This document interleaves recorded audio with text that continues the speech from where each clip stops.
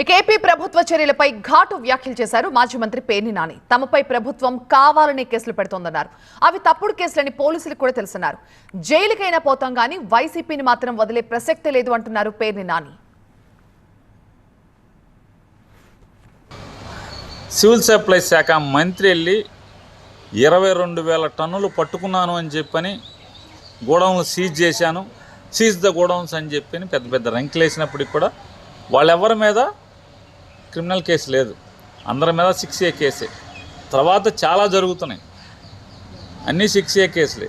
Criminal case నాకు ముందు కానీ నా తర్వాత కానీ ఒక్కరి మీద కూడా క్రిమినల్ కేసు సివిల్ సప్లైస్లో లేదు అంటే దాన్ని బట్టి వీళ్ళ పోకడి ఎట్లా ఉంది, వీళ్ళ దిగజారుడుతనం ఎట్లా ఉందో కూడా ప్రజలు గమనిస్తున్నారని చెప్తూ ఇంకోటి కూడా వాళ్ళకి హెచ్చరిక చేయదలుచుకున్నాం, లేకపోతే చెప్పదలుచుకున్నాం. నన్ను, నా భార్యని, కొడుకుని మీరు వేధించినా, మానసికంగా ఒత్తిడి చేసినా, మమ్మల్ని జైల్లో పెట్టినా, నా భార్య కూడా ఒకటే చెప్తుంది, అవసరమైతే మనం జైలుకి వెళ్దాం, న్యాయం జరుగుద్దని నమ్మకం ఉంది.